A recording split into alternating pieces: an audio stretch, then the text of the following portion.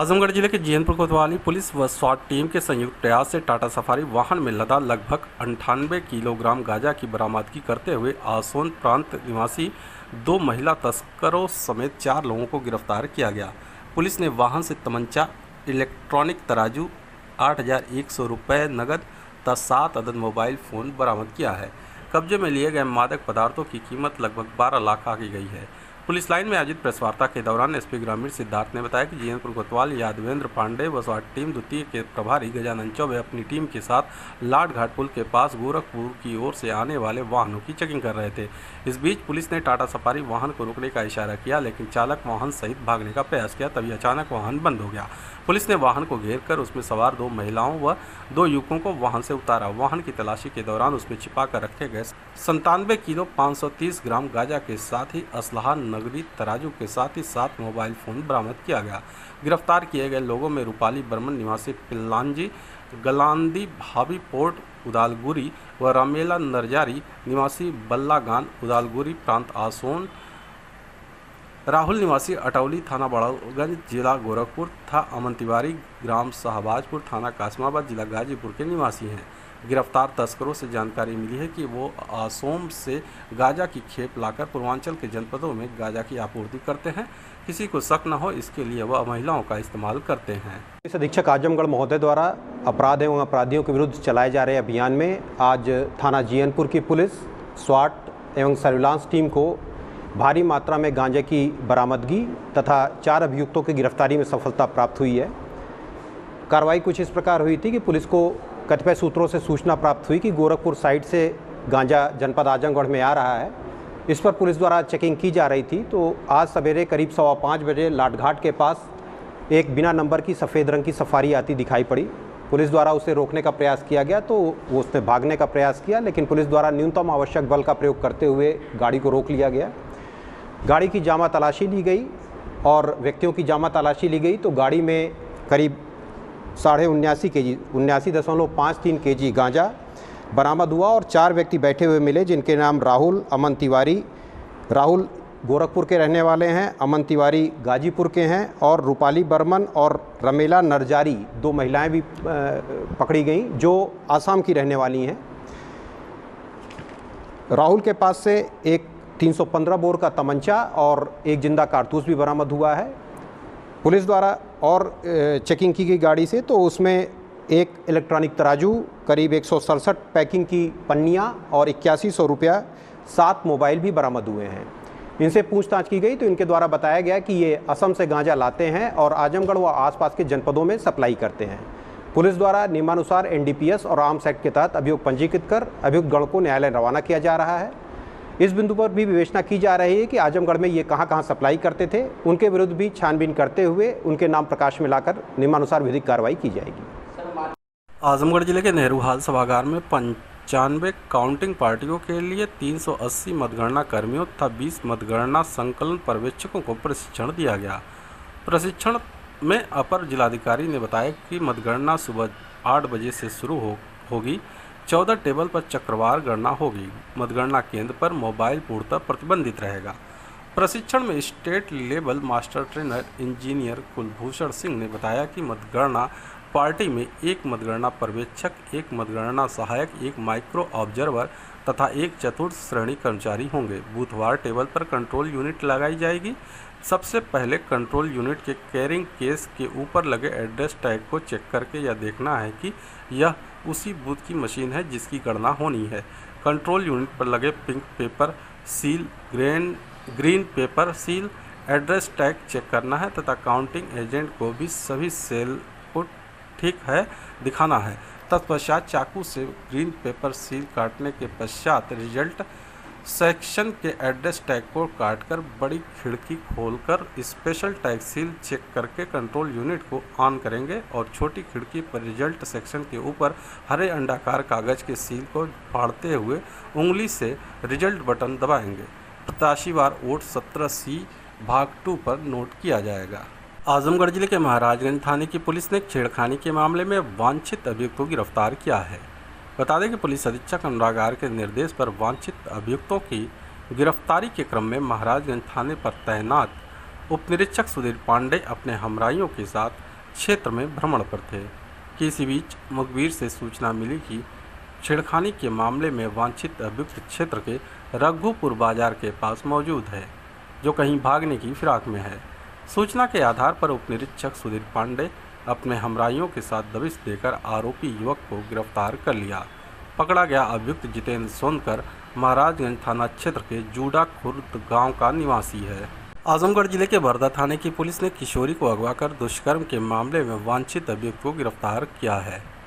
बता दें कि बीते 22 जून को बरदा थाना क्षेत्र के एक गांव निवासी महिला ने मुकामी थाने में रिपोर्ट दर्ज कराई थी कि उसकी नाबालिग पुत्री को एक युवक भगा ले गया और उसके साथ दुष्कर्म की घटना को अंजाम दिया। पुलिस रिपोर्ट दर्ज कर आरोपी युवक की तलाश में जुट गई। इसी बीच बरदा थाने पर तैनात उप निरीक्षक विपिन सिंह को मुखबिर से सूचना मिली कि किशोरी को अगवा कर दुष्कर्म करने वाला अभियुक्त मार्टिनगंज तिराहे के पास मौजूद है, जो कहीं भागने की फिराक में है। सूचना के आधार पर उप निरीक्षक विपिन सिंह अपने हमराइयों के साथ दबिश देकर आरोपी युवक नदीम को गिरफ्तार कर लिया। आजमगढ़ जिले के कप्तानगंज थाने की पुलिस ने मारपीट कर गंभीर रूप से युवक को घायल करने के मामले में वांछित अभियुक्त को गिरफ्तार किया है। बता दें कि बीते 29 मई को कप्तानगंज थाना क्षेत्र के कवड़िया गांव निवासी धीरज सोनकर ने मुकामी थाने में रिपोर्ट दर्ज कराई थी कि उसके भाई रवि सोनकर को विपक्षियों ने लाठी डंडे व धारदार हथियार से वार कर गंभीर रूप से घायल कर दिए।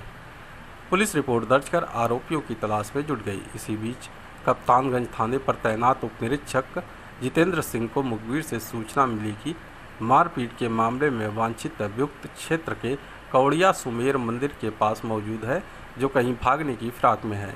सूचना के आधार पर उप निरीक्षक जितेंद्र सिंह अपने हमराइयों के साथ दबिश देकर आरोपी सर्वजीत निषाद को गिरफ्तार कर लिया। आजमगढ़ जिले के मेहनगर थाने की पुलिस ने 1 किलो 200 ग्राम गांजा के साथ एक अभियुक्त को गिरफ्तार किया है।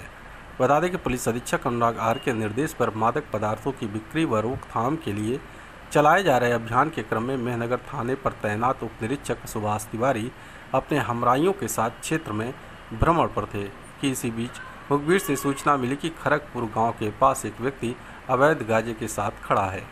सूचना के आधार पर उप निरीक्षक सुभाष तिवारी अपने हमराइयों के साथ दबिश देकर अभियुक्त मिठाई को गिरफ्तार करने के साथ उसके पास मौजूद 1 किलो 200 ग्राम गांजा बरामद कर लिया। आजमगढ़ जिले के जहानागंज थाने की पुलिस ने किशोरी को अगवा कर दुष्कर्म के मामले में वांछित अभियुक्त को गिरफ्तार कर लिया है। बता दें कि पुलिस अधीक्षक अनुराग आर के निर्देश पर अपराध व अपराधियों के खिलाफ चलाए जा रहे अभियान के क्रम में जहानागंज थाने पर तैनात उप निरीक्षक संतोष कुमार को मुखबिर से सूचना मिली कि किशोरी को अगवा कर दुष्कर्म करने वाला वांछित अभियुक्त महुआ मुरारपुर बाजार के पास मौजूद है, जो कहीं भागने की फिराक में है।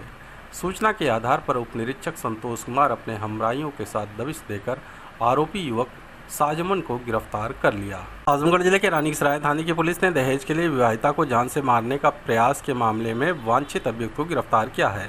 बता दें कि बीते 12 जून को मुबारकपुर थाना क्षेत्र के पियरो गांव निवासी विनोद यादव ने मुकामी थाने में रिपोर्ट दर्ज कराई थी कि उसकी पुत्री करिश्मा की शादी बीते 1 दिसंबर 2020 को खैरपुर जगजीवन गांव निवासी अनिल यादव के साथ हुई थी।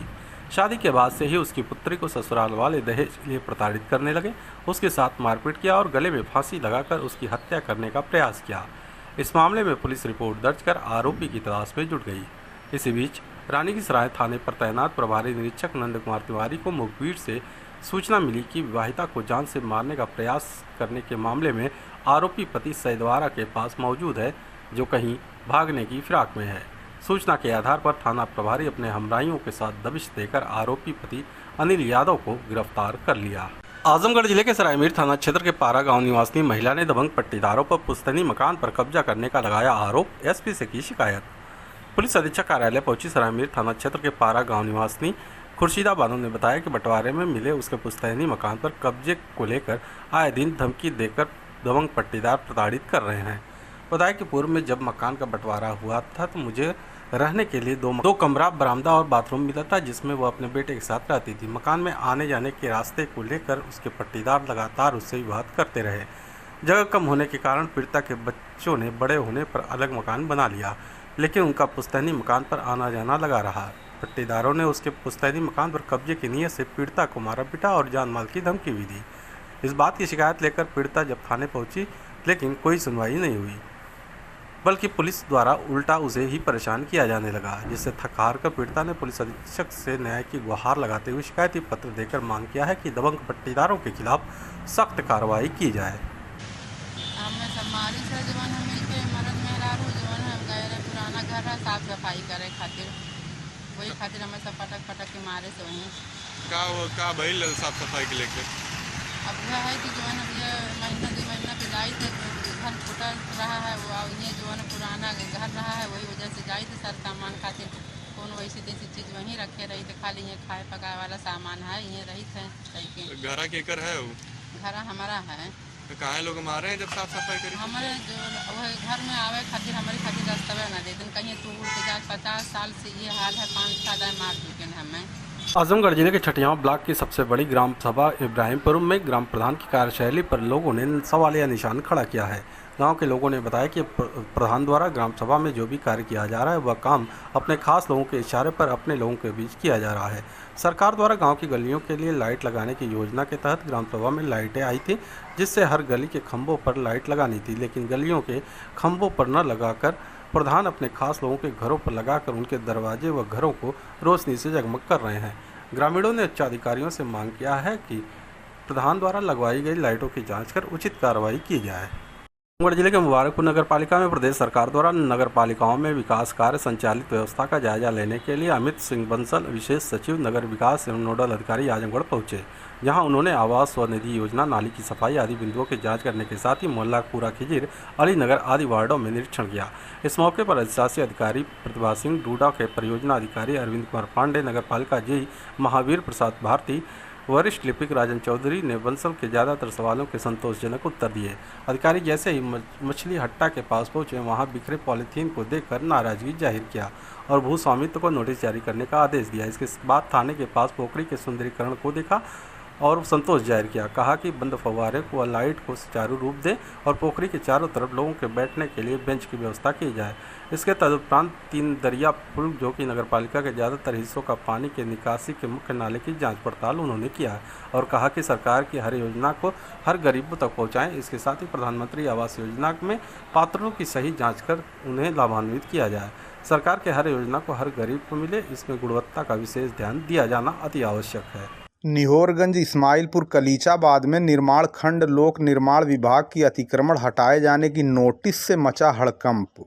लालगंज और देवगांव आदि स्थानों पर अतिक्रमित टिनशेड आदि हटाए जाने के बाद जनपद आजमगढ़ के जीवली, देवगांव, मेहनाजपुर, औड़िहार राज्य मार्ग संख्या 124 पर पड़ने वाले निहोरगंज इस्माइलपुर कलीचाबाद में भी आज नोटिस चस्पा की गई है कि कल दिनांक 26 जून 2022 तक पूर्व निर्मित मकान के आगे टिनशेड, गुमटी, भट्ठी, ठेला आदि लगाकर आवागमन बाधित करने वाले लोग 26 जून 2022 तक स्वतः इसे हटवाना सुनिश्चित करें, अन्यथा बाध्य होकर किसी भी समय उक्त अस्थायी अतिक्रमण को प्रशासन और पुलिस बल की सहायता से हटवाया जाएगा, जिसकी क्षति के लिए आप स्वयं जिम्मेदार होंगे और विभाग द्वारा हटाए जाने पर होने वाले व्यय की वसूली नियमानुसार अतिक्रमणकर्ताओं से की जाएगी। गोमाडीह गांव के पास नेशनल हाईवे 233 पर शुक्रवार की रात 2 बजे के करीब मार्ग दुर्घटना में 2 युवकों की दर्दनाक मौत, 3 घायल।